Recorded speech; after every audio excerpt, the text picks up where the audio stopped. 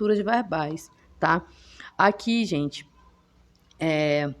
nós temos essa percepção a respeito de estruturas verbais e que a gente vai se aprofundar sobre cada uma delas. Eu peço muito que vocês tenham atenção e que vocês pesquisem a respeito daquilo que ficar faltando, caso vocês tenham também dúvidas, tá? Com relação à estrutura do verbo, nós já vimos aqui no livro sobre radical, tá, gente? Radical eu já expliquei para vocês em sala de aula, que é aquela parte dos verbos que se mantém em todos os modos e tempos e que se caracteriza por conter o significado principal do verbo, tá? Então, quando a gente fala em radical, é aquela parte do verbo que ela não se modifica independente de em qual conjugação ela esteja sendo aplicada, né? Lembra que eu utilizei para vocês a palavra amar, né? Amar. Se eu conjugo a palavra amar no passado, eu amei. Então, o A e o M é o radical. Ele permanece inalterado nessa palavra, tá? Então, toda palavra tem um radical.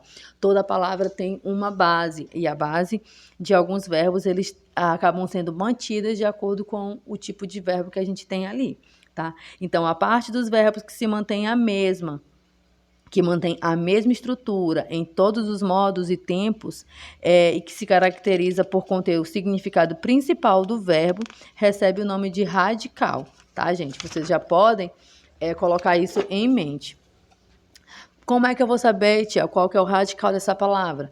Para encontrar o radical de um verbo, basta colocá-lo no infinitivo. Como assim infinitivo? Eu já falei para vocês que o infinitivo é o nome do verbo, tá? Quando eu falo assim, nós estávamos comprando lanche. Comprando é a forma conjugada do verbo comprar. Então, comprando no infinitivo é o nome do verbo. Qual é o nome do verbo? Comprar. Eles amaram o presente. Eles o quê? Amaram. Amaram é a forma conjugada do verbo amar. Então, para a gente conseguir saber o radical de uma palavra, a gente vai colocar o quê? A gente vai pôr essa palavra no infinitivo e retirar as terminações, as conjugações. A primeira conjugação, a segunda conjugação, a terceira conjugação. Primeira conjugação, AR, segunda conjugação, ER e OR, e terceira conjugação, IR. Por exemplo, ensaiar, concorrer, contrapor, sumir. Então, nessas palavras eu vou fazer o quê? Eu vou tirar a terminação, né? A conjugação, no caso, da palavra ensaiar, por exemplo. Eu vou tirar o AR e vai ficar só ensai, né? O AR eu vou retirar. Então, aqui eu já sei qual é o meu radical, o radical da minha palavra, tá? O radical, em alguns verbos, eles podem apresentar alterações gráficas quando conjugados, tá?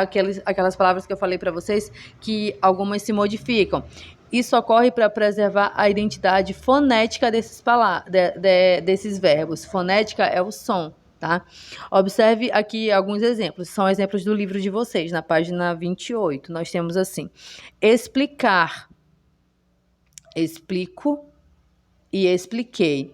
Aqui a gente percebe o quê? Que explicar, que é o verbo no infinitivo, que é o nome do verbo, ele se modifica numa conjugação e aí ele fica explico com C, e aí quando ele mudar para expliquei, ele já tem que o é, né? Mas o som continua o mesmo, continua aparecendo um som de C. Explicar, explico e expliquei. A mesma coisa o verbo agir. A palavra agir, ela é escrita com G, tá? Mas aí, o verbo agir, aquele verbo de tomar uma atitude, de ter uma ação, certo? Então, eu digo assim, eu agi, mas no presente a gente conjuga como eu ajo. Só que ajo já é escrito como J. Então, aqui a gente teve uma mudança gráfica, mudou a letra, mas o som continua o mesmo, né? O som de J. A mesma coisa, agimos, né? Continua com o som de J que tinha no início da primeira palavra, tá? Então, a gente vai ver algumas mudanças gráficas, né, na escrita, mas o som vai continuar o mesmo. Aí a gente tem a desinência verbal. Eu só vou fazer um uma puxada aqui para vocês, o que são desinências, para a gente se aprofundar em desinência verbal. As desinências são morfemas, ou seja, partículas de palavras, tá? Que permitem a flexão da palavra a qual se juntam. Existem dois tipos de desinência: as desinências verbais e as desinências nominais. Aqui a gente tem um pouco sobre desinências nominais, mas a gente vai estudar mesmo as verbais porque nós estamos estudando a estrutura do verbo. As desinências nominais são morfemas que, quando juntos, algumas palavras, especialmente substantivos e adjetivos, indicam sua flexão em gênero masculino ou feminino e em número singular e plural. Por exemplo, quando eu coloco o no final de algumas palavras, é uma desinência nominal que indica o gênero masculino, né? Quando eu digo menino, ali eu estou indicando que é masculino. Agora, se eu digo menina, eu estou usando uma desinência nominal de gênero feminino. A mesma coisa serve para o plural. Eu acrescento o S em algumas palavras. Cadeira no singular, cadeiras no plural. Eu adicionei uma letra e aí modificou o número dessa palavra, né? Pelas desinências, a gente consegue identificar o gênero e o número de algumas palavras. Menino para o masculino, menina para o feminino, meninos para o masculino plural e meninas para o feminino plural, né? Não é mais uma menina, são várias meninas, né? A partir do S que eu utilizei. Existem palavras invariáveis que não se flexionam, não admitindo desinência, nem de número, nem de gênero. Então, são aquelas palavras palavras comuns de dois gêneros, né? Que eu até falei para vocês. O lápis, algumas palavras que não precisam de S, algumas palavras que são a mesma palavra a gente utiliza tanto no masculino quanto para o feminino. Aí aqui a gente tem as desinências verbais.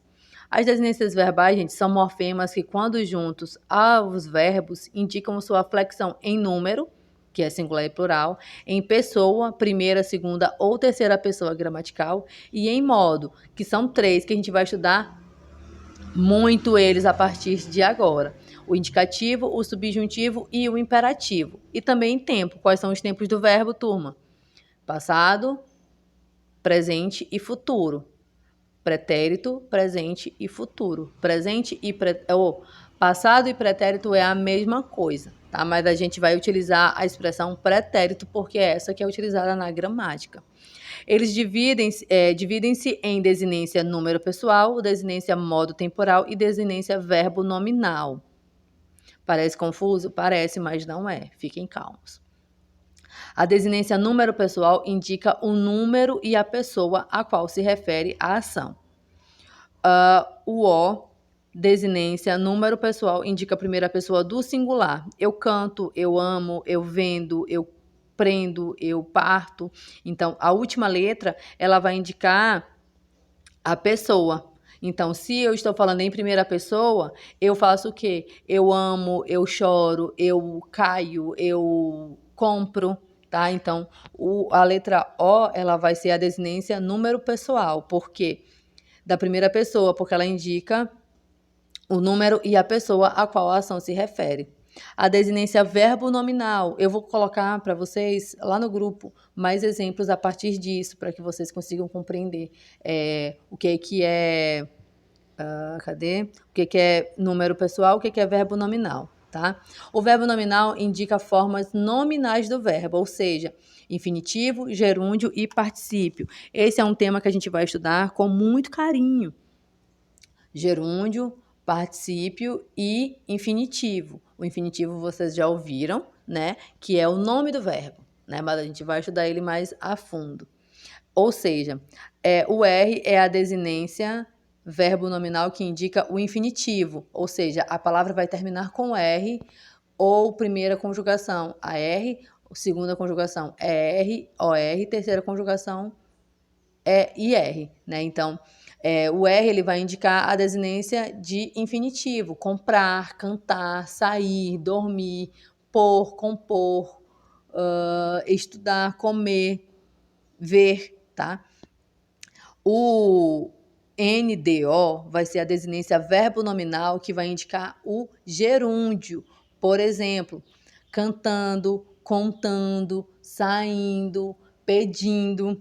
Já só o DO sem o N vai ser a desinência verbo nominal indicativa de particípio. Contado, contado, comprado, saído, vestido, tá? Aqui a gente vai entender de acordo com cada uma das colocações que elas estão presentes. No livro de vocês diz o seguinte, na página 28. As partes das formas verbais que indicam pessoa e número e tempo e modo são chamadas desinências verbais, que é isso que eu acabei de falar para vocês. Elas podem ser classificadas como desinências número pessoais e desinências modo temporais. As desinências verbais indicam primeira, em questão de pessoa, primeira, segunda e terceira pessoa, número singular e plural, tempo, pretérito, presente e futuro, e modo, que são 3. Indicativo, subjuntivo ou imperativo. Ok? Eu sei que parece muita coisa, mas não é, gente. Está tudo conectado, tá? Quando a gente fala de desinência verbo nominal, está de acordo com os modos nominais do verbo, as formas nominais, que é o infinitivo, o gerúndio e o particípio, que a gente vai estudar, que a gente vai até fazer algumas atividades a respeito desse tema. Aí nós temos a seguir as vogais temáticas. A vogal temática, gente, ela aparece logo após o radical e indica a conjugação dos verbos, tá? Ou seja, a vogal temática, ela vem logo após o radical, são as vogais A, E e a letra I, usadas para indicar a conjunção a que o verbo pertence. Vogal temática A indica que o verbo é da primeira pessoa. Vogal temática E indica que o verbo é da segunda pessoa. Vogal temática I indica que o verbo é de terceira pessoa. Aqui a gente tem vogal temática A, exemplo, andar, lavar, levar, amar, comprar. Vogal temática E, por exemplo, viver, conhecer, comer. Vogal temática I, temos como exemplo partir, sorrir, tá certo? Então, a vogal temática é aquela vogal que aparece logo após o radical. O radical nós já aprendemos o que é, né, gente? Que é aquela parte da palavra que ela não modifica, né? O radical, como a gente viu no livro de vocês, é a parte dos verbos que se mantém, que continua com a mesma estrutura em todos os modos e tempos e que se caracteriza por conter o significado. É aquela parte da palavra que carrega o significado da palavra, né? E a vogal temática, ela vem logo após esse radical. Por exemplo, no livro de vocês tem o seguinte: a vogal que aparece logo após o radical e indica a conjugação dos verbos é denominada vogal temática. A na primeira conjugação, E e O na segunda conjugação, I na terceira conjugação. Então, para identificar a vogal temática, a gente vai montar a estrutura e separar essas palavras de acordo com a estrutura. Por exemplo, o verbo enfrentar. Se nós formos conjugar o verbo enfrentar, enfrentávamos, por exemplo, enfrentávamos. Então, escrevam aí, enfrentávamos, acento agudo no primeiro A. Então, a gente tem em frente o radical, né? O A acentuado é a vogal temática. O VA é a desinência modo temporal, modo indicativo, o tempo pretérito imperfeito e MOS a desinência número pessoal, pessoa, primeira pessoa do plural, né? Porque no caso enfrentávamos, é como se fosse nós enfrentamos, né? A gente enfrentava, então por isso que é primeira pessoa do plural. Nós temos também as formas nominais, que são essas que a gente vai estudar, né? Sobre gerúndio, particípio e infinitivo. Então, isso vai ficar para a próxima aula, juntamente com os verbos irregulares, tá? Aqui vocês também podem tirar o print desse quadro que demonstra o que é vogal temática, né? Que é a vogal que sucede o radical dos verbos ou dos nomes. Em verbos, ela indica a conjugação a que eles pertencem. Veja aqui ó, o exemplo. Ó. Campo, cama, triste, né? Aqui elas indicam a que conjugação elas pertencem. Ok, turma? Eu peço que vocês respondam a atividade da página 27 e da página 28. Caso vocês tenham alguma dúvida ainda sobre verbo, a gente vai ter uma aula online amanhã e aí a gente conclui, ok? Boa tarde a todos, até amanhã.